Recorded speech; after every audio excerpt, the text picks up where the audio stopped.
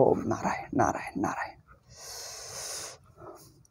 కింది శ్లోకాల్లో మాత్రాస్పర్శాస్తు కౌంతేయ, మళ్ళీ యంహిన వ్యథయంత్యేతే అనే ఈ రెండు శ్లోకాల్లో ఆత్మ యొక్క స్వరూపంలో సుఖదుఖాలు, శీతోష్ణ సుఖదుఖాలు ఆత్మకు వస్తూ పోతాయి, అనిత్యాలు అన్నాడు.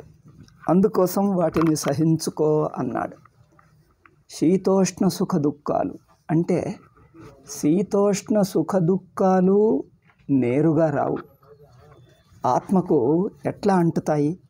ఇంతకుముందు ఏమన్నాడు?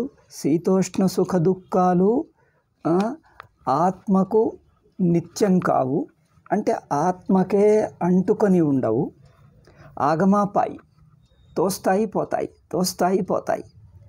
ఇట్లు సుఖదుఖాలను తితిక్షస్వ అన్నాడు, సహించుకో. ఎవరిట్లా సహించుకుంటారో, అంటే సుఖదుఖాల అనుభవాలకి గురి కాడో ఆ వ్యక్తి అమృతత్వాయ కల్పతే. ఇంకతనికి అమరత్వం అంటే మరి మరణం ఏమిటి? సుఖదుఖాలకు లోనవటమే మరణం. ఇంకా ఏముంది? సుఖదుఖాలకు కదిలిపోతూ ఉండటం, సుఖదుఖాలకు గురి అవుతూ ఉండటమే మరణం. సుఖదుఖాలకు గురి కాకుండా, అంటకుండా ఉంటే ఆ వ్యక్తి అమృతత్వంకు యోగ్యుడవుతాడు, అంటే అమృతత్వమే పొందుతాడు అని అర్థం. యోగ్యుడు అంటే పొందుతాడు, మోక్షాయ అని అన్నాడు. ఇప్పుడు దాన్నే ఇంకా కొంత స్పష్టం చేస్తున్నాడు. ఇక్కడ ఒక్కొక్క శ్లోకమును విడివిడిగా వినే కంటే ఈ 3 శ్లోకాలను కలిపి చూడాలి. ఇప్పుడు 14, 15, 16 ఇక్కడ శీతోష్ణ సుఖదుఖాలు అనిత్యాలు అన్నాడు. వాటికి అంటకుండా ఉంటే వాటిని సమంగా చూడమన్నాడు. తర్వాత యంహిన వ్యథయంతేతే, అవి పీడించవు, వాటిని సమానంగా చూడు. అంతే కదా. నవ్యథయంతి సమదుఃఖ సుఖం 2 అన్నాడు. అవి పీడించవు, వాటి పట్ల సమంగా, అంటే వాటి వలన కదలకుండా ఎప్పటిలాగే ఉంటాడు. సుఖం వస్తే పొంగడు, దుఃఖం వస్తే కదిలిపోడు, అట్లా తాను తానుగానే అంటే తాను వీటికి ముందు ఎట్లా ఉన్నాడో తాను తానుగానే ఉండిపోతాడు. ఈ విషయం అంత స్పష్టం కాదు. కాదు అంటే అయిన వాళ్ళకు అవుతుంది, కానీ వాళ్లకు దీన్నే ఇంకా స్పష్టం చెయ్యటానికి తర్వాత శ్లోకం అంటుంది. నా సతో విద్యతే భావో నా భావో విద్యతే సతః ఉభయోరపి దృష్టోంతస్త్వనయోస్తత్వదర్శిభిః ఇతశ్చ. ఈ కారణం వల్ల కూడా, అంటే కింద చెప్పిన కారణాలకు ఈ కారణమును కలుపుకొని చూడాలి అని అర్థం. అంటే ఈ కారణం ఇంకొకటి అతిరిక్తంగా, అదనంగా వేరు కారణం కాదు, కింది కారణాలకు దీన్ని కలిపి చూడమన్నారు. అంటే అన్ని కారణాలు కలిపి ఒకటే అర్థం. కారణాలు చెప్పేవి వేరు వేరైనా తాత్పర్యం ఒకటే. అంటే ఏమిటి? సుఖదుఖాలకు అంటుకుండకుండా, సుఖదుఖ అంటే ఏమిటి? జీవభావమే సుఖదుఖం, అది లేకుండా ఉండటమే. దానికి కారణం వేరేది చెప్పినా స్వరూపం ఒక్కటే. అవునా? అయితే ఇక్కడ చూడండి, కింది దాన్ని కలుపుకొని ఈ తర్వాత శ్లోకమును చెప్పుదాం. కింది 2 14, 15 2 శ్లోకాలను కలుపుకొని ఈ 16వది చెప్పుకుందాం. నాసతో విద్యతే భావో అనే ఈ శ్లోకం చెప్పుకుందాం. అక్కడేమన్నాడు?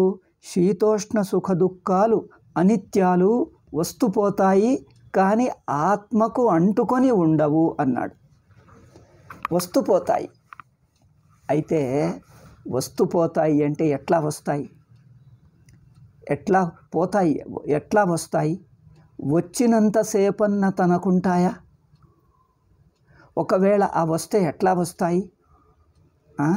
శీతోష్ణ మాత్రాస్పర్శాస్తు కౌంతేయ, విషయేంద్రియాల సంయోగం వల్లనే వస్తాయి. నేరుగా సుఖదుఖాలు రావు. చూడండి, నేరుగా సుఖదుఖాలు రావు. విషయాల పట్ల సంయోగం ఉండాలి, తనకు ఇంద్రియాలు ఉండాలి, విషయాలతో సంయోగం ఉండాలి. అప్పుడే ఇంద్రియాలు లేకుండా విషయాలతో సంయోగం లేకుండా నేరుగా ఎట్లా వస్తాయి? నేరుగా రావుగా. అది ఇక్కడ చెప్తున్నాడు. విషయేంద్రియ సంయోగం వల్ల వస్తాయి. అంటే తనకు ఇంద్రియాలు, ఇంద్రియం అంటే మనస్సు కూడా ఇంద్రియమే, మనస్సు కూడా ఇంద్రియమే. ఇంద్రియ మనస్సులతో విషయానికి సంబంధం. అంటే ఎట్లా సంబంధం? నేరుగా ఇంద్రియాలతో సంబంధం ఉండొచ్చు, నేరుగా ఇంద్రియాలకు ఉండొచ్చు, లేక మనస్సు ద్వారా కూడా సంబంధమే. అంటే ఇప్పుడు విషయాన్ని జ్ఞాపకం చేసుకున్నా సుఖమో దుఃఖమో వస్తుంది, రాదా? అంటే దాన్ని తలుచుకున్నా సుఖమో దుఃఖమో. అంటే గడిచిపోయిన అనుభవాలలో ఏమున్నాయి? విషయాలే ఉన్నాయి, ఘటనలు ఉన్నాయి, వస్తువులు, వ్యక్తులు, ఘటనలు ఉన్నాయి. గడిచిపోయిన విషయాలను తలుచుకున్నా, గడిచిపోయిన విషయాలను తలుచుకున్నా సుఖమో దుఃఖమో కలుగుతుంది. ఒకవేళ ఇక ముందు ఇట్లా జరుగుతుందేమో అవి తలుచుకున్నా సుఖమో దుఃఖమో కలుగుతుంది, బాధ కలుగుతుంది, భయం కలుగుతుంది. అవునా? అంటే విషయాలను ఇంద్రియాలతో నేరుగా సంపర్కం చేసిన, మనస్సుతో సంపర్కం చేసిన, అసలు మనస్సు విడిగా చెప్పనక్కర్లేదు, మనస్సును కూడా ఇంద్రియమే అన్నారు. మన శాస్త్రంలో మనస్సు కూడా ఇంద్రియమే. సరే, మనకు స్పష్టత కోసం మనస్సును విడిగా చెప్తున్నాం. ఇంద్రియాలు మనస్సు అని రెండు చెప్తే మరి మనస్సు ఇంద్రియం కాదా? ఇంద్రియాలు ఇంకా మనస్సు అంటున్నారు. అంటే స్పష్టత కోసం చెప్తున్నాము. ఇంద్రియాలంటే 5 అనుకుంటారు, 6వది కూడా మనస్సు కూడా ఇంద్రియమే. కనుక మనస్సు ఇంద్రియాలు అన్నీ కలిపి ఇంద్రియాలనే శాస్త్రం చెప్తుంది. భాష్యంలో అట్లాగే అన్నారు. మహాభారతం శాంతి పర్వంలో వేదవ్యాసుల వారు అట్లాగే అన్నారు. వేదాంతులు సామాన్యంగా అట్లాగే అంటారు, ఎవరో కొందరు కొంచెం వేరంటారు. ఎక్కువ మంది అయితే వేదాంతుల్లో అందరూ మనస్సు ఇంద్రియాలనే ఒప్పుకున్నారు. సరేలేండి, అదో పెద్ద టెక్నికల్ విషయం, ముఖ్యం కాదు. మనకు అనుభవం ముఖ్యం, కానీ ఒక మాట అదైతే ఇదైతే ఏముంది, అనుభవం తత్వం ముఖ్యం. సరే, మనకు స్పష్టత కోసం ఇంద్రియాలు మనస్సు అని రెండును విడిగా చెప్తున్నాం. చెప్పనవసరం లేదు, ఇంద్రియాలంటే అన్నీ వచ్చేస్తాయి. అయినా స్పష్టత కోసం మనస్సుతో ఇప్పుడు ఇంద్రియాల ద్వారా విషయాల సంపర్కంలో ఉన్నప్పుడు నేరుగా శబ్దస్పర్శ రూపరసగంధాలు కలుగుతాయి. పాతవి తలుచుకున్నా సుఖ దుఃఖాలు వస్తాయి. రాబోయేవి ఇట్లా అవుతుందేమో తలుచుకున్నా సుఖ దుఃఖ. అంటే ఇంద్రియాల ద్వారా, మనస్సు ద్వారా విషయాలకు ఏ రకంగా సంపర్కం కలిగినా సుఖ దుఃఖాలు రానే వస్తాయి. ఇది ఇక్కడ నేను చెప్పదలిచింది. సూక్ష్మంగా ఏ రకంగా విషయ సంపర్కం కలిగినా సుఖ దుఃఖాలు. సుఖ దుఃఖాలంటే ఏదో పొంగిపోవటాలు అట్లా కానక్కర్లే. మనస్సు 3 చెడిపోయినా దుఃఖమే, 3 బాగున్నా సుఖమే కాదా? ఒక మనస్సు ఉత్సాహం కలిగింది, ఏదో జ్ఞాపకం వస్తే మంచి మూడొచ్చింది, అది సుఖం. కొద్దిసేపు మూడెటో పోయింది, విషాదం వచ్చింది, ఏదో సరిగ్గా లేదు, తోచటం లేదు, అదిగో అది దుఃఖమే. విషాదం సుఖం అంటే, హర్ష విషాదం అంటే ఏదో పెద్ద అనుభవాలు కలగాలని కాదు. మనస్సులో ఏ కొంచెం వికారం కలిగినా అది సుఖ దుఃఖమే. అవునా? కొంచెం వికారం కలిగినా సుఖ దుఃఖమే. ఇట్లా మాత్రాస్పర్శాస్తు అంటే ఇట్లా విశాలమైన అర్థంలో తీసుకోవాలి. అంటే ఇంద్రియాలకు మనస్సు, ఇంద్రియ మనస్సులకు తమ తమ విషయంతో సంపర్కం. ఇది ఎప్పుడు కలుగుతుంది? ఆగమాపాయి అన్నారు. ఆగమాపాయి అంటే ఎప్పుడు? మనం జాగ్రత్త అవస్థలో ఉన్నంతసేపు ఇంద్రియ మనస్సులు మేల్కొని ఉంటాయి, విషయంతో సంబంధం ఉంటుంది. ఉండకుండా ఉందా? అంటే జాగ్రత్తలో ఒక విషయంపై ఇంకొకటి మారుతూ ఉంటుంది, కానీ ఏదో ఒక విషయంతో నిరంతరంగా ఉంటుంది. జాగ్రత్త అవస్థలో ఉన్నంతసేపు విషయాలు మారుతూ ఉంటాయి. అంటే సంపర్కం మారదు. ఏదో ఒకదాంతో మనకు సంపర్కం ఉంటూనే ఉంటుంది నిరంతరంగా. జాగ్రత్తలో మేలుకున్న క్షణంలో సంపర్కం మొదలైతే నిద్రపోతేనే సంపర్కం ఆగుతుంది. అంటే విషయాలతో సంపర్కం, ఇంద్రియాల ద్వారా, మనస్సు ద్వారా విషయాలతో సంపర్కం అంటే జాగ్రత్త అవస్థ అనే అర్థం, స్వప్నావస్థ అనే అర్థం. అంతే. మాత్రాస్పర్శ అంటే ఎప్పుడది? జాగ్రత్త అవస్థ, స్వప్నావస్థ అంతే. విషయాలతో ఇంద్రియాల ద్వారా, మనస్సు ద్వారా సంపర్కం అంటే ఇంకేముంది?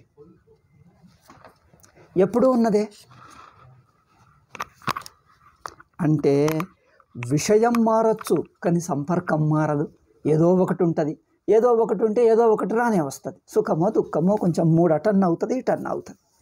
అంటే జాగ్రత్త స్వప్నాల్లో ఎప్పుడూ ఉంటుంది అని అర్థం. మరి జాగ్రత్త స్వప్నాల్లో ఎప్పుడూ ఉంటే మరి వాటిని ఆగమాపాయి అని ఎట్లా అన్నారు?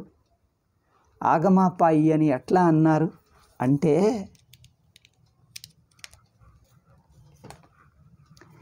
జాగ్రత్త అవస్థే వస్తుంది పోతుందయ్యా. అది సుఖ దుఃఖాలు కలుగుతూ ఉంటాయి, జారుతూ ఉంటాయి, కలుగుతూ ఉంటాయి, మారుతుంటాయి, కలుగుతూ ఉంటాయి, మారుతుంటాయి.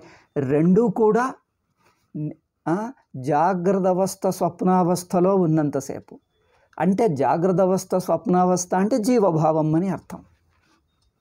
అంటే నేను కర్తభోక్త జ్ఞాత, నేను దేహేంద్రియాల అభిమాని అయిన వ్యక్తిని, కర్తభోక్త జీవుడను అని అనిపిస్తున్నంతసేపు సుఖ దుఃఖాలు తప్పవు.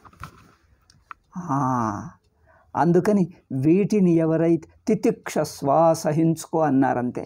ఎట్లా సహించుకోవాలి అనేది చెప్పలే, ఊరికే సహించుకో అన్నారు. అవునా? ఈ శ్లోకంలో అవి ఆగమాపాయిన, వస్తాయి పోతాయి, అనిత్యాలు గనక సహించుకో. ఆ అనిత్యత అనే మాట సరే ఇక్కడ ఎందుకు సహించుకోవాలి చెప్పాడు కారణం, ఇప్పుడు మళ్ళీ చెప్తున్నాను. అంటే ఆగమాపాయిన అనిత్య, అనిత్యాలు గనక సహించుకో అని చెప్పితే ఆ అనిత్యం గనక సహించుకో అనటానికి, అనిత్యానికి సహించుకో అనటానికి సంబంధం ఎట్లా? అనిత్యాలు గనక సహించుకో అంటే అనిత్యం అంటే ఏమిటి అనేది స్పష్టం చెయ్యలేదు. దాన్ని తరువాత శ్లోకంలో కూడా చెయ్యలేదు. తరువాత శ్లోకంలో సమదుఃఖ సుఖం అన్నాడు. అవి వస్తాయి పోతాయి కనుక నువ్వు సమంగా ఉండు అన్నాడు. ఇవేమో విషయాలు అనిత్యం అనేది 14వ శ్లోకంలో, వాటితో కదలకుండా సమంగా చూసుకో అని 15లో చెప్పాడు. అవి మారుతాయి అని, సమంగా ఉండాలి నువ్వు కదలకూడదు అని ఈ రెండింటిలో కొంచెం స్పష్టత రాలేదు. అంటే అవి నిజంగా మిథ్యా, నువ్వు చైతన్య ఆత్మవు, నీకవి అంటవు అనేది ఈ మాట అక్కడ చెప్పలే. ఆ మాట చెప్పితే అవి మిథ్యా అని, నీకంటవని, నువ్వు వాటికి అవి నీకు అంటని స్థితిగా స్వరూపంగా ఉన్నావు అనేది స్పష్టం కాలే. దాన్ని ఇక్కడ చెప్తున్నాడు. ఈ కారణంగా కొత్తగా అంటే కారణం కొత్తది అనిపిస్తున్నా దాన్నే స్పష్టం చెయ్యటమే, కారణమేం కొత్తది కాదు. దాన్నే అంటే అక్కడ అనిత్యం అన్నాడు, నువ్వు సమంగా ఉండమన్నాడు. అంటే అది అనిత్యం అంటే అది మిథ్య గనక, నువ్వు సమంగా ఉండు అంటే నువ్వు సాక్షివి గనక అంతే. సమదుఃఖ సుఖం అంటే సాక్షి, అవి అనిత్యం అంటే మిథ్య. అంటే మన ఇంద్రియ మనస్సులు ఏ విషయంతో సంపర్కం జరుగుతున్నాయో ఆ విషయాలు, అంటే ఇంద్రియ మనస్సులు వాటితో జరిగే విషయాలు, సంపర్కం వల్ల కలిగే సుఖ దుఃఖాలు, ఈ 4 మళ్ళీసారి చెప్తాను. ఇంద్రియ విషయాలు ఇంద్రియ మనస్సులు 1, విషయాలు 2, వాటితో సంపర్కం 3, 4వది కలిగే సుఖ దుఃఖాలు. ఈ 4 కూడా ఎప్పుడైతే మిథ్య అవుతాయో, ఇవి నాకు లేనట్టి స్వరూపంగా నేను ఉంటానో అప్పుడే నేను సుఖంగా ఉంటాను, ఆనందంగా ఉంటాను, ఏ దుఃఖం లేకుండా అమృత స్వరూపంగా ఉంటాను. అది చెప్పాలి. అవునా? దాన్ని ఈ శ్లోకంలో అంటున్నాడు. ఇతశ్చ శోకమోహౌ అకృత్వా ఇదిగో ఇప్పుడు దానికి నిజమైన కారణం స్పష్టంగా చెప్తున్నాను. ఈ కారణం వల్ల శీతోష్ణాదులను సుఖదుఖాలను సహించుకోవటం మంచిది. మరి సహించుకోవచ్చు. ఈ తత్వం ఈ 16వ శ్లోకంలో చెప్పిన తత్వం వల్ల నిజంగానే నువ్వు సహించుకొని కాదు, సహజం తానే వచ్చేస్తుంది. అంటే ఆ సుఖదుఖాలకు అంటని స్వరూపమే నువ్వు అని తెలిసొస్తుంది. సుఖదుఖాలు నీ అనుభవానికి లేవు, నీ ఉనికికి లేవు, నీ చైతన్య స్వరూపానికి లేవు. నీ చైతన్య స్వరూపం దృష్టికి సుఖదుఖాలు అంటున్నావు అక్కడ లేనే లేవు. స్వప్నంలోని పదార్థాలు మేల్కొన్న వాడికి ఉన్నాయా? అసలు స్వప్న ప్రపంచం, స్వప్నంలోని పదార్థాలు, కలుగుతున్న సుఖదుఖాలు, వాటితో అంటే స్వప్నంలోని పదార్థాలు, వాటితో కలిగే సంబంధాలు, కలిగే సుఖదుఖాలు. నేను ఒక స్వప్నంలో ఉండేటువంటి వ్యక్తిని. ఈ 4 నేను స్వప్నంలోని వ్యక్తిని. నాకంటే వేరుగా విషయాలున్నాయి. ఆ విషయాలతో నేను సంపర్కంలో పడతాను. సంపర్కం వల్ల సుఖదుఖాలు కలుగుతాయి. ఈ 4 నేను స్వప్నంలోని వ్యక్తిని, విషయాలు 1, విషయాలున్నాయి 2, సంపర్కం 3, కలిగే సుఖదుఖాలు 4.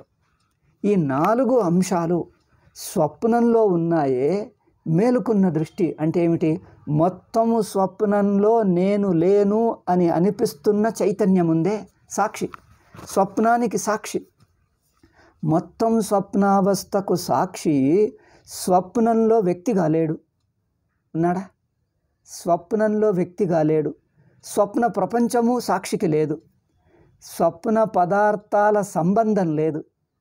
సంబంధం అంటే జాగ్రత్త పదార్థాలను ఎట్లా ఇంద్రియాలతో స్పర్శిస్తావో స్వప్న పదార్థాలను జ్ఞాపకం వస్తే అట్లా స్పర్శ జరుగుతుందా? జాగ్రత్త పదార్థాలను ఎట్లా మనము జాగ్రత్తలో ఉండి ఇంద్రియాలతో స్పర్శ చేస్తామో అట్లా స్వప్నం నుంచి మేలుకున్న సాక్షి స్వప్న పదార్థాలను ఆ రీతిగా స్పర్శ చేస్తుందా? పోని జ్ఞాపకం కూడా స్వప్న పదార్థాలు మనకు జ్ఞాపకం వస్తాయి అంటాం. స్వప్నం నుంచి మేలుకున్నాక స్వప్న పదార్థాలు జ్ఞాపకం వస్తాయి అంటాం. అయితే జాగ్రత్తలో గడిచిపోయిన అనుభవాలను ఎట్లా జ్ఞాపకం చేసుకుంటామో స్వప్న ఘటనలు స్వప్న పదార్థాలు జ్ఞాపకం వస్తే ఆ జ్ఞాపకం ఈ జ్ఞాపకం ఒకే రకంగా ఉంటుందా? జాగ్రత్తలోని పదార్థాలు జ్ఞాపకం వస్తే పాత కష్టాలు పాత సుఖాలు మనల్ని కదిలిస్తాయి. ఎందుకంటే అవి నిజం. జాగ్రత్త అవస్థలో గడిచిపోయిన సుఖదుఖాలు మిథ్య కాదు, ఇప్పుడు లేవంతే, ఒకనాడు ఉండే. అవి నేను అనుభవించినవే కనుక అనుభవించిన నేనున్నాను. అనుభవించబడిన అనుభవాలు పోయినా అనుభవించిన నేనున్నాను. వాటి సంస్కారాలున్నాయి. నేనున్నానంటే నేను వాటికి గురి అయ్యాను అన్న అభిమానం అట్లాగే ఉంది. నేను జాగ్రత్త అవస్థలోని సుఖదుఖాలు అనుభవించి వచ్చాను, అనుభవాలు అయిపోయాయి, అనుభవించాను అన్న అభిమానం ఉందా లేదా? జాగ్రత్తలోని సంఘటనలు సుఖదుఖ అనుభవాలు అనుభవించి వస్తే అవి అయిపోయినా మనస్సు అదే ఉన్నది. వాటిని అనుభవించినటువంటి అభిమానం నేను ఉన్నాను. జాగ్రత్తలోని అనుభవాలు సుఖదుఖాలు అయిపోయినా ఇప్పుడు ఆ సంఘటనలు లేవు, కానీ ఆ అభిమానం ఉంది. ఆ మనస్సు అదే మనస్సు, సంస్కారాలు అవే. కనుక అవి తలుచుకున్నప్పుడల్లా కొంత బాధ కలుగుతాయి. స్మరణ అయితే స్వప్నంలోని పదార్థాలు స్మరించుకుంటే బాధ కలుగుతుందా? కలగదు. ఎందుకు? అవి బాధితమై సాక్షి దృష్టికి బాధితమై ఉంటాయి. అంటే జాగ్రత్తలోని పదార్థాలు స్మరించుకోవాలంటే ఏ మనస్సుతో ఇంద్రియాలతో అనుభవించామో ఆ మనస్సు మేలుకున్నవాడికి లేదు. స్వప్నంలోని మనస్సు మేలుకున్నవాడికి లేదు. స్వప్నంలోని అహంబుద్ధి, స్వప్నంలోని పదార్థాలను నేను అనుభవిస్తున్నాను అనేటువంటి అభిమాని అయిన జీవభావం, అంటే స్వప్న ఇంద్రియ మనస్సుల అభిమాని మెలకువలో లేడు. స్వప్న ఇంద్రియాల అభిమాని మెలకువలో లేడు. అంటే ఏమిటి? ఆ వ్యక్తినే తీసేసి మేలుకున్నాను. మేలుకోవటం అంటేనే ఆ వ్యక్తి లేడని అర్థం. అంటే నేను ఆ వ్యక్తిని కాను. అట్లా సాక్షి అంటే స్వప్నంలో ఏ సుఖ దుఃఖాలను అనుభవించిన వ్యక్తిగా ఉన్నానో ఆ వ్యక్తి నేను కాను. ఆ వ్యక్తిత్వం వదిలి సాక్షిగా ఉన్నాను. ఆ ఇంద్రియ మనస్సులు అంటే ఏ ఇంద్రియ మనస్సులకు ఆ స్వప్నంలోని అనుభవాలు కలుగుతాయి, స్మరణలు కూడా కలిగే అవకాశం ఉంటుంది. మనస్సు అదే మనస్సు అయితే, అవునా? జాగ్రత్తలోని అనుభవాలను అనుభవించిన సుఖదుఖాలు ఏ మనస్సు ద్వారా అనుభవించామో ఆ మనస్సు ఇప్పటికీ ఉంది మెలకువలో. చూడండి, జాగ్రత్తలోని పాత అనుభవాలను అనుభవిస్తే అనుభవాలు అయిపోయినా మనస్సు అదే, దాని సంస్కారాలు ఉన్నాయి, మనస్సు అదే, అవునా? ఇక స్వప్నంలోని ఇంకొకటి దాని అభిమాని. జాగ్రత్తలో గతించిన కాలంలో గతంలో ఏ సుఖదుఖాలను అనుభవించిన మనస్సుందో ఆ మనస్సుంది. ఆ అనుభవించిన అభిమాని ఆ కర్తభోక్తనే ఉన్నాడు. అనుభవం అయిపోయింది కానీ మనస్సుంది, సంస్కారం ఉంది, కర్తభోక్త ఉన్నాడు. కనుక అవి జ్ఞాపకం వస్తాయి, మళ్ళీ బాధ కలుగుతుంది, సుఖమన్నా కలుగుతుంది, సంతోషమన్నా అవుతుంది, అవునా? సంతోషం కలుగుతుంది, బాధ కలుగుతుంది, రెండూ అవుతాయి. కానీ స్వప్నం నుంచి మేలుకుంటే జాగ్రత్తలోని గతంలో అనుభవించినట్టు స్వప్నము గతం అవుతుందా? మనకు గతం కాదు. ఎందుకు? స్వప్నమే మిథ్య. అంటే స్వప్నంలోని మనస్సు ఇప్పుడు మనకు లేదు. స్వప్నంలోని మనస్సు యొక్క అభిమాని ఇప్పుడు లేడు. వాటిని నేను అనుభవించాను అనేదే తప్పు, నాకు జరగనే లేదంటాడు. నేను స్వప్నంలోని సుఖదుఖాలు అనుభవించిన వాణ్ణి కాదు, నేను అనుభవించనే లేదు అంటాడు. ఎందుకంటే ఆ అనుభవించిన అభిమాని వేరు, ఈ మేలుకున్న సాక్షి వేరు. సాక్షి అంటే చైతన్యం. మొత్తము స్వప్నావస్థను ఇప్పుడు ఎవరు చూస్తున్నారో, అంటే ఊరికే తెలుసుకుంటున్నాడో ఆ తెలివి స్వరూప చైతన్య స్వరూప సాక్షి. స్వప్న మనస్సు లేదు, స్వప్న మనస్సు లేదు, స్వప్న అభిమానం లేదు, స్వప్నంలోని కర్తృత్వ భోక్తృత్వం లేదు, స్వప్న మనస్సు లేదు, స్వప్న ఇంద్రియాలు లేదు. అవి లేనట్టి స్థితిలో ఉన్నాను, సాక్షిగా ఉన్నాను, అవునా?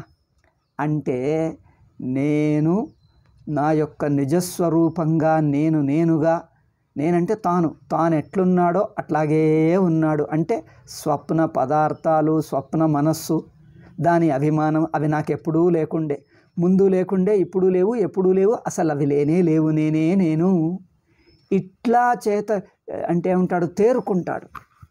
ఇట్లా తన స్వరూపానికి తేరుకున్న వాడికి స్వప్న మనస్సు లేదు, స్వప్న అనుభవాలు లేవు, ఏవి లేవు, అవునా? అది దాన్ని జ్ఞానం అన్నారు. అట్లా తేరుకోవటం జ్ఞానం అన్నారు. అదే జాగ్రత్తలోనైతే అనుభవాలు అయిపోయాయి కానీ మనస్సు అదే ఉన్నది. అది అంటే మనస్సులోనే ఒక పక్క స్టోర్ అయి ఉన్నది. గతించిన కాలం, భూతకాలం సంస్కారాలుగా ఉన్నాయి. అదే మనస్సులో ఒక పక్క గతించిన సంస్కారాలు ఉన్నాయి. దాన్ని అనుభవించిన అభిమానం ఉన్నది. దాన్ని అనుభవించిన వాడు ఏ కర్తభోక్తో వాడే ఉన్నాడు, కర్తభోక్త ఉన్నాడు. అందుకని జాగ్రత్తలో అనుభవించిన సుఖదుఖాలు సంఘటనలు అయిపోయినా కూడా అవి జ్ఞాపకం వస్తాయి.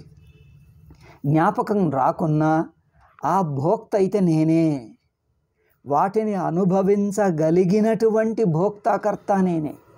అంటే జీవభావం అట్లాగే ఉంది. ఇంద్రియ మనస్సుల సంపర్కం, ఇంద్రియ మనస్సులతో తాదాత్మ్యం అట్లాగే ఉంది. అందుకని జాగ్రత్తలోని అతీత కాలంలో అనుభవించింది ఇప్పుడు నేరుగా లేకున్నా అవి జ్ఞాపకం వచ్చి పీడిస్తూనే ఉంటాయి. అయితే ఇక్కడేమంటున్నాడు? అనిత్యాహ అంటే జాగ్రత్తలోనే అయిపోయిన సంఘటనల్లాగా చూస్తాడు. అట్లా అనిత్యం కాదు, అవి మిథ్యా అని. ఇక్కడ అనిత్యం అంటే అయిపోయినాయి కదా, పోన్లే, అయింది అయిపోయింది, ఇప్పుడు లేదు కదా, హాయిగా ఉండు అంటాడు. అట్లా అనుకుంటారు. అట్లా అనిత్యం కాదు. అనిత్యం అంటే మిథ్యనే. స్వప్నం నుంచి తేరుకున్న వాడికి స్వప్నానుభవాలు, స్వప్న మనస్సు, స్వప్న వ్యక్తిత్వం ఎట్లా ఎప్పటికీ ముందు లేకుండే ఇప్పుడు లేదు, ఇక ముందు ఉండదు. ఎప్పుడూ లేనే లేకుండే అది లేనట్టి స్వరూపమే నాది అని తెలుసుకోవటానికి ఈ 16వ శ్లోకంలో అంటాడు, నాసతో విద్యతే భావః. అసత్తుకు భావం లేదు అంటే అసతః పారమార్థిక భావః న విద్యతే. అసత్ అంటే ఏమిటి? ఈ 4. ఇంద్రియ అంటే ఏంటిది? ఇంద్రియ మనస్సులు, వాటి ద్వారా కలిగే విషయాలు, వాటి ద్వారా ఈ రెండింటికి కలిగే సంపర్కాలు, సంపర్కం వల్ల కలిగే సుఖ దుఃఖాలు 4. 5వది ఏమిటంటే నేనన్న అభిమానం. ఇంకా చూడండి, నేనన్న అభిమానం, కర్తభోక్త అభిమానం, ఇంద్రియ మనస్సు. 2వది ఇంద్రియ మనస్సులు, 3వది విషయాలు, 4వది సంపర్కం, 5వది వాటి వల్ల కలిగే సుఖ దుఃఖాలు. ఇప్పుడు ఒకటి ఎక్కువ చెప్పాను, ఏమిటంటే అభిమానం కూడా కలుపుకొని చెప్పాను. 5వది ఎట్లొచ్చింది అంటే ఇంద్రియ మనస్సుల అభిమాని అయిన కర్తభోక్తను నేను ఒక వ్యక్తిని అనేటువంటిది జీవభావం. దాన్ని ఇప్పుడు 5వది ఎక్స్ట్రా చెప్పాను, ఇంతకుముందు 4 చెప్పాను. ఈ 5 కూడా అసత్తు అన్నాడు. ఇవి ఆత్మకు లేవు, అందుకని అవి నిజంగా లేవు. నాసతో విద్యతే భావః. ఈ 5 కూడా ఆత్మకి లేవు. ఆత్మకి అంటే తాను తన నిజస్వరూప చైతన్య ఆత్మగా ఉనికి స్వరూపంగా ఉన్న తనకు ఈ 5 లేవు. ఎట్లాగైతే స్వప్న ప్రపంచం స్వప్న సాక్షికి ఎప్పుడూ లేవు. అవునా? ఎక్కడున్నాయంటే ఎక్కడ అని చెప్పరాదు, అవి ఉంటే కదా. అట్లాగే నా సతో విద్యతే భావః నా భావో విద్యతే సతః. ఇక తానైతే ఎప్పుడూ ఉంటాడు. తానంటే ఎవరు? స్వతసిద్ధ చైతన్యం. స్వతసిద్ధంగా ఉన్న తెలివి, ఏ తెలివి అయితే తానే తానున్నది, తానే తానంటే వృత్తికి దొరకదు. ఒక అంతఃకరణ వృత్తికి, ఒక మనోవృత్తికి, ప్రత్యయానికి దొరకదు. మనస్సు యొక్క వృత్తి చేత ఉన్నదని రాదు, లేదని రాదు. మనస్సు యొక్క వృత్తికే దొరకదు. అందుకని మనస్సు యొక్క వృత్తిని తనలో ఇముడు చేసుకొని కూర్చున్నది సాక్షి. సాక్షి ఎట్లున్నది? వృత్తిని వృత్తి అంటే మొత్తం మనస్సు అంటే మొత్తం అవస్థ. ఒక్క అవస్థనే కాదు, 3 అవస్థలు కూడా. 3 అవస్థలను తనలో మింగేసింది, తనలో కలిపేసుకున్నది. అంటే తనకింక అవస్థలు లేవు. కలిపేసుకున్నది అంటే 3 అవస్థలను కూడా మింగేసి తనకు ఏ అవస్థ లేకుండా ఉన్నట్టిది. అంటే తన చైతన్య స్వరూపానికి ఇంక అవస్థలు అనేవే అసంభవం. ముందు లేకుండే ఇప్పుడు లేవు, ఇక ముందుండవు. ఏ అవస్థలు కూడా లేనట్టి చైతన్య స్వరూపం తాను. అవునా? అది సత్. సత్ అంటే ఉనికి. అది ఎటువంటి ఉనికి? ఒకానొక ఇంద్రియపు ఉనికి కాదు, ఒకానొక తాత్కాలిక అనుభవపు పదార్థం కాదు. తాత్కాలిక అనుభవంతో తాత్కాలిక ఉనికి అవుతుంది. ఇంద్రియానుభవంతో ఇంద్రియంతో సంపర్కం ఉన్నంతసేపే, మనస్సుతో సంపర్కం ఉన్నంతసేపే, అవస్థలో ఉన్నంతసేపే. చూడండి, ఇంద్రియంతో చూసిన వస్తువు ఇంద్రియంతో ఉన్నంతసేపే. ఇంద్రియ అభిమానం వదిలితే అది లేదు, ఇంద్రియాలు లేవు, అది లేదు. మనస్సుతో చూస్తే మనస్సు ఉన్నంతసేపు అంటే మనస్సు యొక్క అభిమానం. మనస్సులో అభిమానం ఉన్నంతసేపు మనస్సు ద్వారా కలుగుతున్న అనుభవం ఉంటుంది. మనస్సు లేదు, అనుభవం లేదు, 2 లేవు, అప్పుడు అవి లేవు. పోనీ అవస్థ ఉందా అంటే అవస్థ కూడా అవస్థ అన్నంతసేపే ఉంటుంది. అవస్థ కూడా వదిలి ఉన్న చైతన్యం. ఈ చైతన్యం ఎక్కడుంది? ఈ ఉనికి ఎక్కడుంది? ఇంద్రియాలకు కట్టుబడింది కాదు, మనస్సుకు కట్టుబడింది కాదు, అవస్థకు కట్టుబడింది కాదు. అంటే ఈ 3ంటిని మించి ఉన్నది. ఇంద్రియాలను, మనస్సును, అవస్థను. ఒక్క అవస్థనే కాదు, 3 అవస్థలను. పోనీ ఒక్క అవస్థను దాటి ఉందా అంటే 3ంటిని దాటి ఉంది. 3ంటిని మింగేసింది. అంటే మింగింది అంటే తన దృష్టికి 3 అంటున్నవి లేనే లేవు. ఎందుకు? తననే 3 అన్నట్టుగా కల్పించారు కనుక ఆ తాను ఎక్కడా ఎంత ఆ ప్రశ్నకు అవకాశం లేదు. ఉండటమే తాను. ఇంకా ఎక్కడా ఎట్లా అంటే మళ్ళీ అవస్థకు వచ్చావు. ఎక్కడా ఎప్పుడు ఎట్లా అంటే అది అవస్థలోని మాట. ఎప్పుడు ఎక్కడ ఎట్లా అంటే అది వృత్తి. అది అవస్థలోని ఒక వృత్తికి దొరికేటువంటి, వృత్తి ద్వారా తెలియగలిగినటువంటి ఎప్పుడు ఎక్కడ ఎట్లా ఇవన్నీ మనస్సుతో కలిగేటువంటిది. మొత్తము అవస్థనే వదిలి ఉన్నవాడికి ఎప్పుడు ఎక్కడ అనే ప్రశ్నలు లేవు. ఎందుకు? అది మనస్సు వేస్తుంది. ఆ మనస్సు అవస్థలో భాగం. ఆ అవస్థను వదిలి దాటిపోయి ఉన్నాడు. ఆ అవస్థను 4 దిక్కుల నుంచి దాటిపోయాడు. 4 దిక్కుల నుంచి అవస్థను మీరి ఉన్న ఉనికి. అవస్థలను మీరి ఉంది అంటే ఏంటిది? అవస్థ తనలో ఉంది, తాను అవస్థలో లేడు. అవస్థకు కట్టుబడలే అన్న. అవస్థకు కట్టుబడలేదు అంటే అర్థం అవస్థ లేకున్నా ఉంటాడు అని అర్థం. అవస్థకు కట్టుబడలేదు అంటే అవస్థను మీరి ఉన్నాడు, దాటి ఉన్నాడు అంటే అవస్థ లేకున్నా ఉన్నాడు. అవస్థ మునిగిపోయినా కూడా ఉన్నాడు. అట్లా అవస్థ మునిగిపోయినా కూడా ఏ ఉనికి ఉన్నదో ఆ ఉనికి ఒక అవస్థకు పరిమితం కాదు.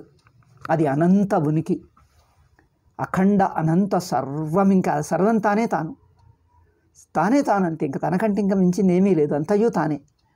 ఏం చేసినా తానే, ఎక్కడున్నా తానే. అంటే ఇక ఉన్నది ఒకటే అని అర్థం. అట్లా ఆ ఉనికికి అభావం లేదు. ఇప్పుడు ఇంద్రియంతో చూసిన వస్తువు, ఇంద్రియం పోతే తాను పోతుంది, అభావం అవుతుంది. అభావం అంటే ఏంటిది? ఇంద్రియమును పట్టుకొని కన్నును పట్టుకొని చూస్తున్నంతసేపు రంగు ఉంటుంది. కంటిపైన అభిమానం వదిలేస్తే రంగులు కూడా ఉండవు. ఇంకా మనస్సు ద్వారా చూస్తే కొన్ని ఆలోచనలు, ఎమోషన్స్, సుఖదుఖ అనుభవాలు కలుగుతాయి. మనస్సు అభిమానం వదిలేస్తే అవి లేవు. ఇక అవస్థ ఉంది. అవస్థ అనే వృత్తి కూడా వదిలేస్తే ఇంక అది లేదు. అవస్థ అంటే ప్రపంచం కూడా లేదు. తాను ఒక వ్యక్తినట, ఒక ప్రపంచమట, దేశకాలాలు అవి లేవు. ఇంకా ఏ అవస్థలు లేవు. ఎందుకు? ఏ వృత్తి లేదు గనక. ఏ వృత్తి లేకుండా చైతన్య మాత్రంగా, ఉనికి మాత్రంగా ఉన్నవాడికి ఇంకా ప్రపంచమే లేదు. అవునా?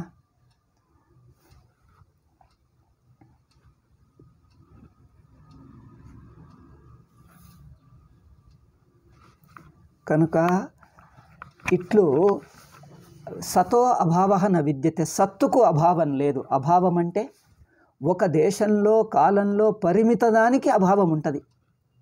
ఒక పరిమిత వస్తువుకు అభావం ఉంటుంది. ఒక పరిమితం కొద్దిసేపు ఉంటుంది. అంటే దేశ పరిమితం, కాల పరిమితం, వస్తు పరిమితం, 3 రకాలుగా పరిమితి. దేశానికి పరిమితమైతే ఒక చోట ఉన్నది ఇంకో చోట లేదు. కాలానికి పరిమితమైతే ఒకప్పుడు ఉన్నది ఇంకొకప్పుడు లేదు. వస్తువుకి పరిమితమైతే ఒక రకంగా ఉన్నది మరో రకమైతే ఉండదు. ఆ రకంగానే ఉంటుంది. దాన్ని ఇంకో రకమైతే మళ్ళీ ఉండదు. ఇక అవస్థ అంటే ఒక తీరు అవస్థలో ఉంటాం, ఇంకో అవస్థకు పోతే అవస్థ లేదు. జాగ్రత్త నుంచి స్వప్నానికి పోతే జాగ్రత్త లేదు. స్వప్నం నుంచి జాగ్రత్తకు వస్తే స్వప్నం లేదు. అంటే ఒక అవస్థ నుంచి ఇంకో అవస్థను తెలుసుకుంటుంటే ఆ అవస్థలో ఇది లేదు, ఈ అవస్థలో అది లేదు. అవునా?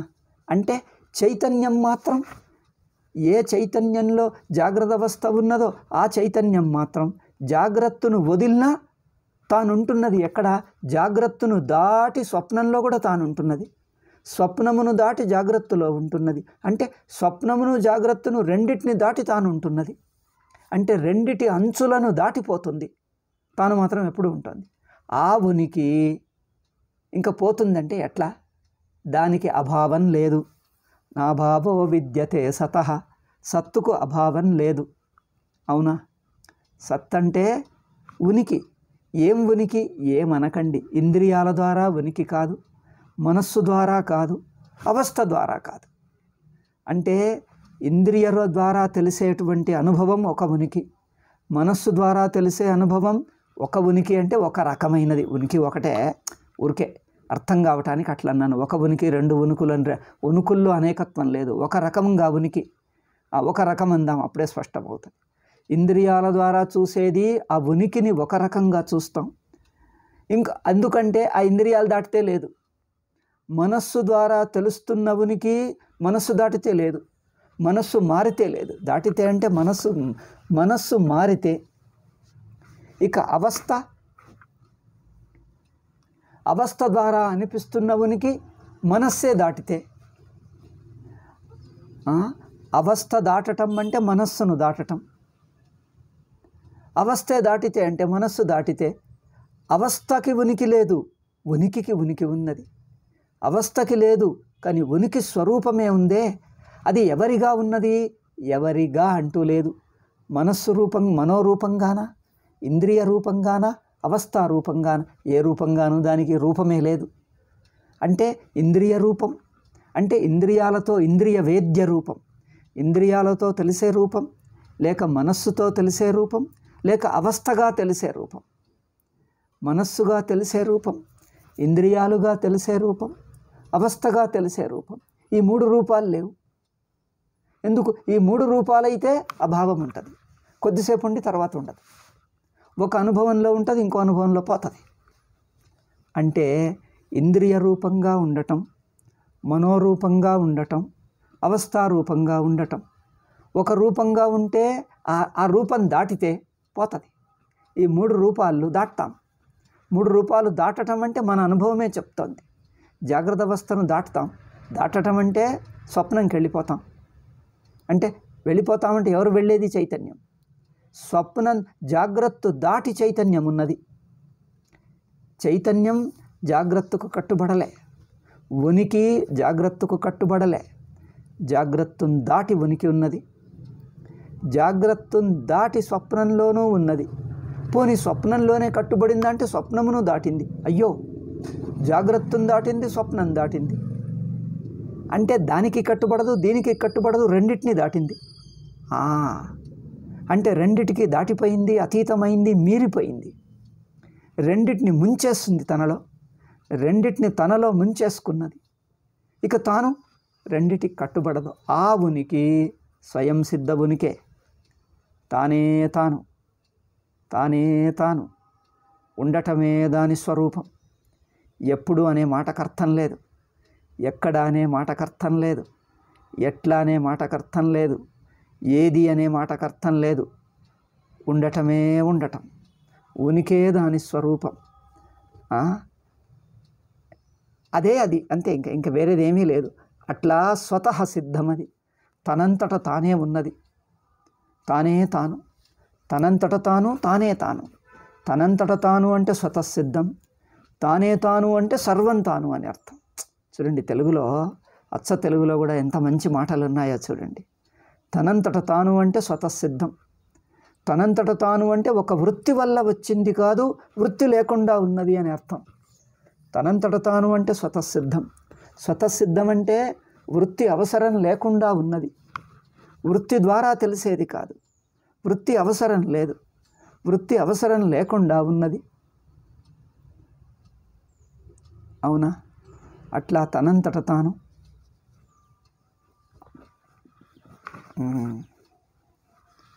ఇక తానే తాను అంటే తనకంటే రెండవది లేదు, అద్వితీయమని అర్థం. తానే తాను అంటే ప్రజ్ఞాన ఘన అంటాడు.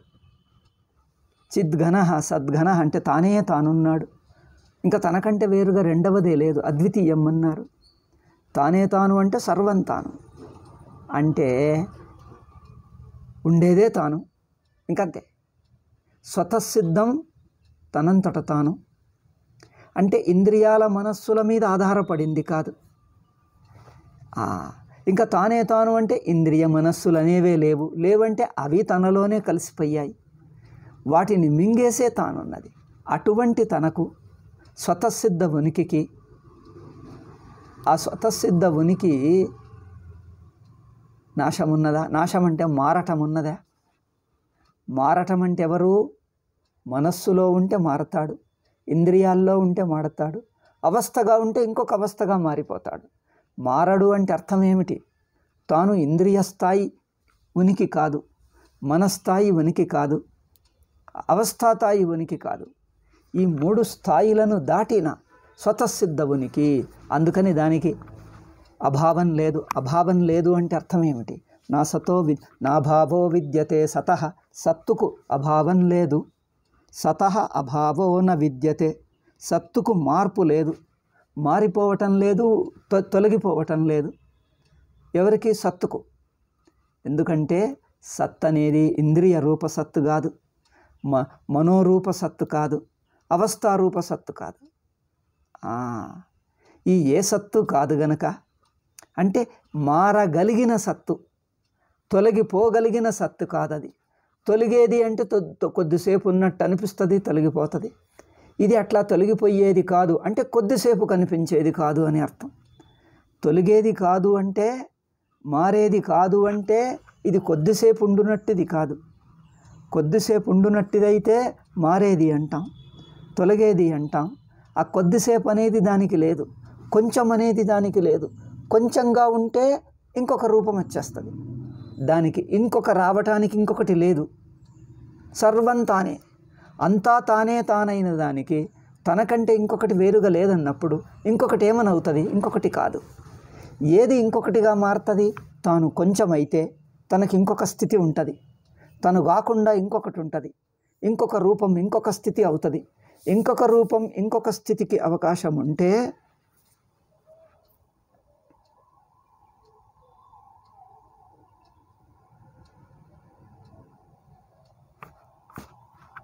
ఇంకొక రూపం ఇంకొక స్థితికి అవకాశం ఉంటే దాన్ని ఏమంటారు?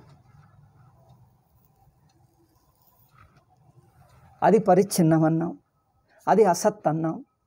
తనకంటే ఇంకొకటి లేదు, అందుకోసం తాను ఏమని కాను, తానే తాను. తనకంటే ఇంకొకటి అది లేదు కనుక తానే తానుంటాడు అని అర్థం.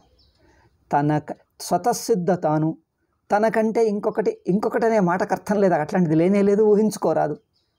కనుక తానే తానున్నాడు, అందుకని తనకు అభావం లేదు. తనకు అభావం లేదంటే అంతా తానే.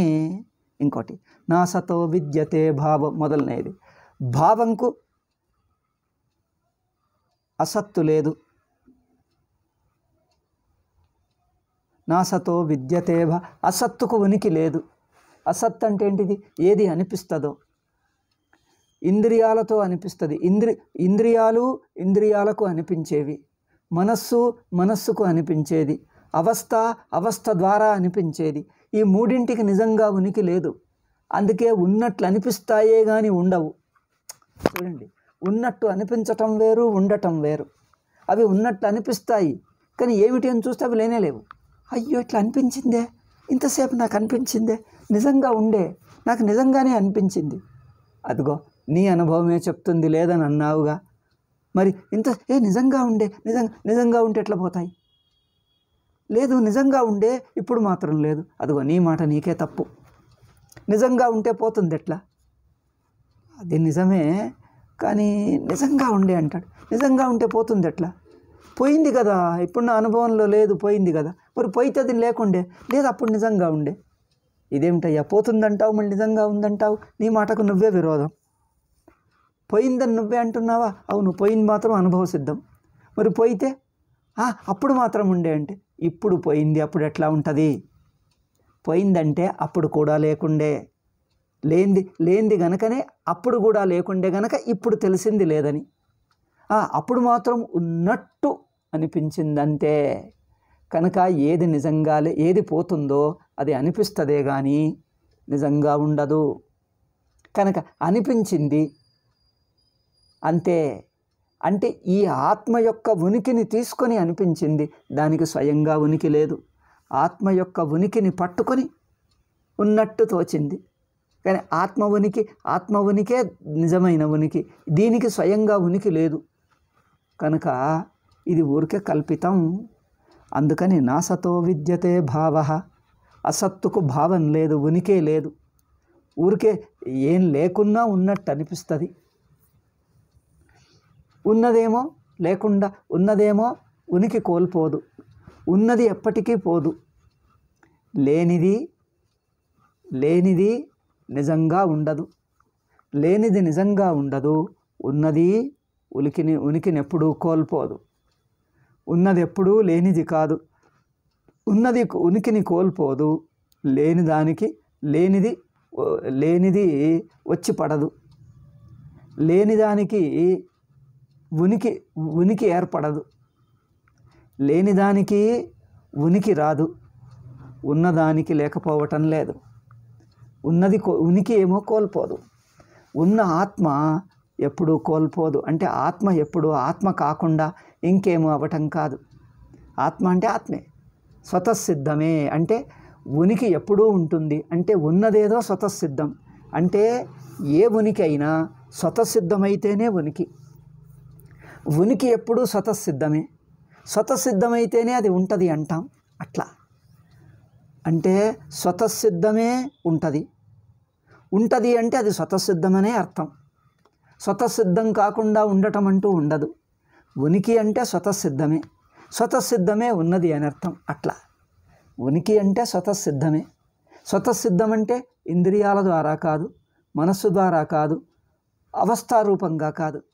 ఇంద్రియ రూపంగా, మనోరూపంగా, అవస్థ రూపంగా ఎందుకంటే ఇవే పోతాయి. ఇంద్రియ రూపాలు, మనోరూపాలు, అవస్థ రూపాలు తొలగిపోతాయి. కనుక ఇది పోదు. ఎందుకంటే ఇది ఒక వృత్తి కాదు, ఇది ఒక ఇంద్రియం ద్వారా వచ్చింది కాదు, మనస్సు ద్వారా వచ్చింది కాదు, అవస్థ రూపంగా వచ్చింది కాదు. అవస్థ పోయినా దానికేం దక్కాలేదు, అవస్థ పోయినా దానికేం చింత లేదు. ఎందుకంటే తానుండటం తన వల్ల ఉన్నదే కానీ మనస్సు వల్ల రాలేదు తనకు ఉనికి, ఇంద్రియం వల్ల రాలేదు తనకు ఉనికి, అవస్థ వల్ల తనకు ఉనికి రాలేదు. తన ఉనికి తానుగానే ఉన్నది, తన ఉనికి సాక్షికి తానుగానే ఉన్నది కానీ అవస్థ వల్ల రాలేదు, ఇంద్రియం వల్ల రాలేదు, మనస్సు వల్ల రాలేదు. కనుక అది పోతే దీనికి ఎంత తేడా? ఇంద్రియం పోతే ఏమిటి, మనస్సు పోతే ఏమిటి, అవస్థ పోతే ఏమిటి, ఉంటే ఏమిటి? ఎందుకు? అవస్థ వల్ల నేను లేనుగా, నా ఉనికి అవస్థ వల్ల రాలేదుగా. కనుక అవస్థ ఉంటేం పోతేం? అంటే రెండూ కూడా ఉనికి లేములు. ఉనికి లేములు అంటే భావాభావాలు. ఉనికి లేములు తన స్వరూపంలోనే కల్పితాలు. తాను మాత్రం ఎప్పుడూ ఉంటాడు. తన ఉనికికి ఎప్పుడూ ధోకా లేదు. ఎందుకంటే ఉనికి అంటే స్వతసిద్ధమే, స్వతసిద్ధమే ఉనికి. అది వృత్తి ద్వారా సిద్ధం కాదు. మళ్ళోసారి చెప్తున్నా, ఇంద్రియాల ద్వారా కాదు, మనస్సు ద్వారా కాదు, అవస్థారూపంగా కాదు. దానికి ఒకానొక రూపం లేదు, ఒకానొక సందర్భం లేదు. అది ఉండటమే తాను. అంటే ఉండటమే తాను, తానే ఉండటం అంతే. అది స్వతసిద్ధమే ఉనికి. ఉనికంటే స్వతసిద్ధం, అది తప్ప మరో రకంగా ఉండదు. అవునా? అందుకని నా సతో విద్యతే భావ నా భావో విద్య నా భావో సత్తుకు అభావం లేదు. అంటే సత్ అంటే స్వతసిద్ధమనే అర్థం. దానికి ఇంకా రెండవది లేదు, మరొక స్థితి లేదు, అది మారటం లేదు, దానికి మార్పు అనే అవకాశం లేదు. అది ఒకానొక చోట ఉన్నది కాదు, ఇంకొకటి అయిపోయేది కాదు. అది ఒకానొక స్థితికి పరిమితం. దానికి స్థితులు లేవని అర్థం. దానికి స్థితులు అవస్థలు లేవు. స్వతసిద్ధం అది. స్థితులు అవస్థలు లేనిది స్వతహాగా ఉంది. నువ్వు ఏం చేసినా, ఎప్పుడున్నా, ఎక్కడున్నా, ఎట్లున్నా అది ఉండటమే. ఏమైనా కానీ ఉండటమే, అది ఉండటమే దాని స్వరూపం. తానే తానుంటుంది. ఇంకా తాను తప్ప దానికి ఉనికి తప్ప ఇంకోటి ఏమీ రాదు. ఉండటమే దాని స్వరూపం, ఉండటం అంతే. అట్లా స్వతసిద్ధంగా దానికి ఎట్లా అంటే ఆ ప్రశ్న వేస్తున్న మనస్సే లేదు అక్కడ. ప్రశ్న వేస్తున్న మనస్సును కూడా మింగేసి కూర్చున్నది. ఇంకా ఉంటుంది దాని ఉనికికి తాను స్వతసిద్ధం. ఇంకా దానికి అభావం అనే ప్రశ్న ఎక్కడ? కనుక నా భావో విద్యతే సతః, సత్తుకు అభావం అంటూ లేనే లేదు. అంటే సత్తుకు సత్తు తప్ప ఇంకేమీ లేదు. ఉనికికి ఉనికే కానీ ఇంకేమీ లేదు అని అర్థం. ఉనికికి ఉండటం తప్ప ఇంకేమీ లేదు. ఉనికికి ఉనికే, స్వతసిద్ధంకు స్వతసిద్ధం తప్ప ఇంకేమీ లేదు. ఇంకా అంటే స్వతసిద్ధం కోల్పోదు, దానికి ఇంకేమీ కాదు. అట్లా ఇక అభావం అనిపిస్తున్నది అనిపిస్తుందే కానీ ఆ అనిపించటం దాటి ఇంకేమీ ఉండదు. అనిపించటమే ఎంతసేపు అయినా అనిపిస్తుంది కానీ ఉన్నదని అనిపించదు. అనిపిస్తుంది కానీ ఉనికి ఉండదు. అనిపిస్తుందే కానీ ఉండదు. చూడండి, విచిత్రంగా ఉంటుంది. అనిపిస్తుంది కానీ ఉండదు. మనకు ఆ అనిపించినంతసేపన్న ఉన్నది కదా అంటాం, అది కూడా భ్రమనే. అనిపించినంతసేపన్న ఉన్నది కదా, అదిగో అనిపించిన దాన్ని ఉనికిగా చెప్పుకోవటం, కొద్దిసేపన్న ఉనికిగా చెప్పటం, అదే మిథ్యాది భ్రమ. ఆ అనిపించటం వల్ల దానికి ఉనికి అనేస్తున్నాం. ఆ కొద్దిసేపన్నా ఉందిగా, అనిపించినంతసేపన్నా అనిపించిందిగా. అదిగో ఆ అనిపించటం అంటేనే లేదని అర్థం. మొదలే అన్నాము, ఉనికి అంటే స్వతసిద్ధంగా ఉండాలి, ఇక తానే తానై ఉండాలి, తానే తానై ఉండాలి. తనంతట తానైతేనే ఉనికి, తనంతట తాను కానిది ఉనికి కాదు. తానే తానై ఉండకపోతే ఉనికి కాదది. తానై తాను కాకుండా ఇంకా ఎట్లా ఉన్నది ఉనికి కాదు. తానే తాను, తనంతట తాను స్వతసిద్ధం కాకుండా ఇంకా ఎట్లా అనిపించినా అట్లా అట్లా అనిపించటమే కానీ దానికి ఏమీ లేదు. అనిపించటమే కానీ అంటే మనం అనుకుంటాం అనిపిస్తే కొద్దిసేపన్నా ఉన్నది కదా. ఇదిగో ఇక్కడ పెద్ద పొరపాటు. అనిపిస్తే కొద్దిసేపు అని ఎవరు చెప్పారు నీకు? అనిపిస్తే కొద్దిసేపు కూడా లేదు. అయ్యో కొద్దిసేపు అనిపించిందండి, అదిగో అక్కడే అన్నాము. కొద్దిసేపు అన్నా కొద్దిసేపు అనిపించినా అది లేదనే అర్థం. ఎందుకు? ఉనికి అంటే ఎప్పుడూ ఉండాల్సిందే. ఉనికి అంటే స్వతసిద్ధంగా ఉండాలి, ఎప్పుడూ ఉండాలి. మరి ఇది అనిపించటం ఇంద్రియాల మనస్సు ద్వారా అవస్థ ద్వారా అనిపిస్తుంది, అవస్థారూపంగా అనిపిస్తుంది, ఇంద్రియాల రూపంగా అనిపిస్తుంది, మనోరూపంగా అనిపిస్తుంది. ఆ అనిపించటం అనేది కూడా ఉనికి కాదు. ఉనికి కాకుండా అనిపిస్తే అంటే ఉండటం ఉనికి లేనిది,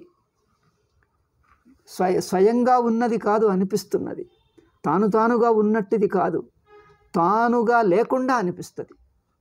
అయ్యో మరి ఆ ఉనికి ఎవరు? ఉనికి ఆత్మే, చైతన్య ఆత్మ, స్వతసిద్ధ ఆత్మ యొక్క ఉనికిని తీసుకొని ఉన్నాను అనిపించుకుంటుంది. అంటే ఆ అనిపించినంతసేపు కూడా ఆ ఉనికి తనది కాదు, ఆత్మద ఉనికి, ఆత్మ యొక్క ఉనికి అది. ఆత్మద, అది కన్నడ మాట అన్నాను, సారీ, ఎందుకో కన్నడ చెప్పి అదే వచ్చేస్తుంది. కనుక ఆత్మ యొక్క ఉనికి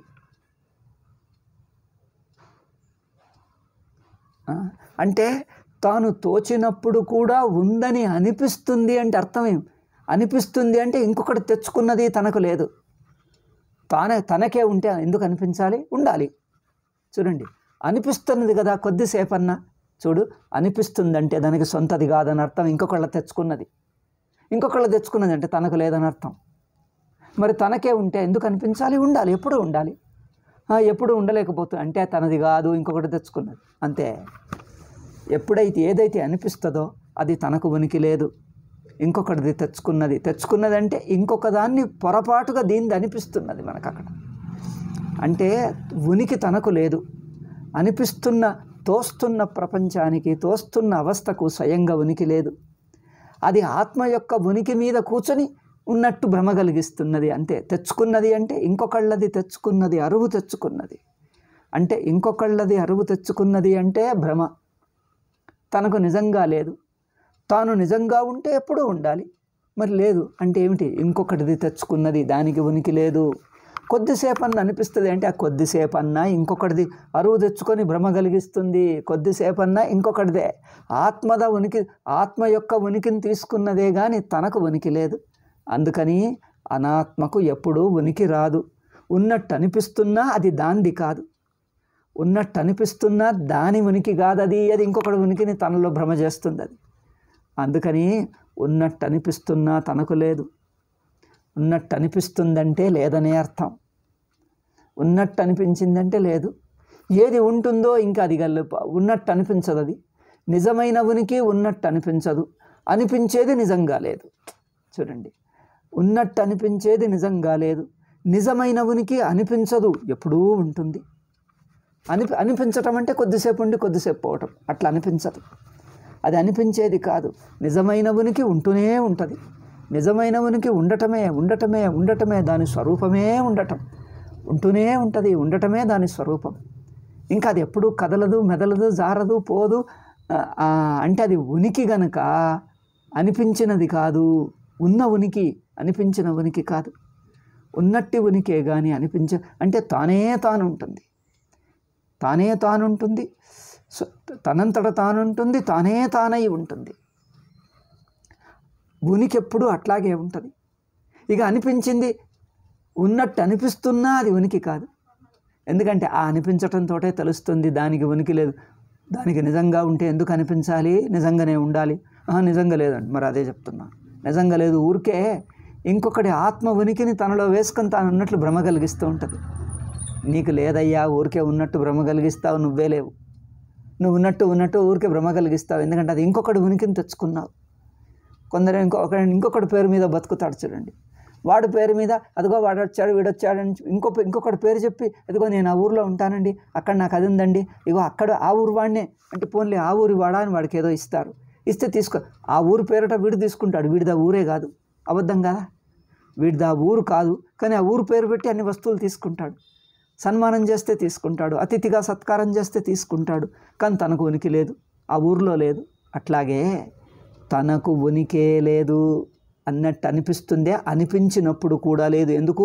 ఇంకొకళ్ళ తీసుకున్నది. ఆత్మ యొక్క స్వతసిద్ధ ఉనికిని తీసుకొని అట్లా అనిపిస్తుంది కనుక దానికి ఎప్పుడూ ఉనికే లేదు. అట్లా చెప్పాలి. అనాత్మ అంటే దానికి ఉనికి ఎప్పుడూ లేదు.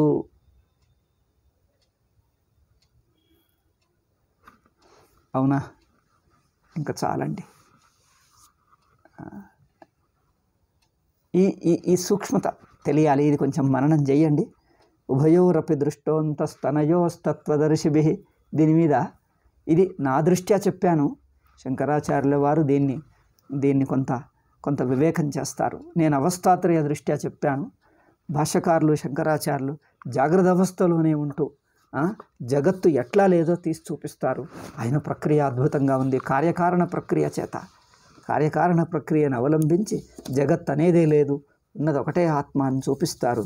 దాన్ని మనం తర్వాత పాఠంలో చూద్దాం. అవునా? ఓం శాంతి శాంతి శాంతి. హరి ఓం శ్రీ గురుభ్యో నమః. హరి ఓం తత్సత్.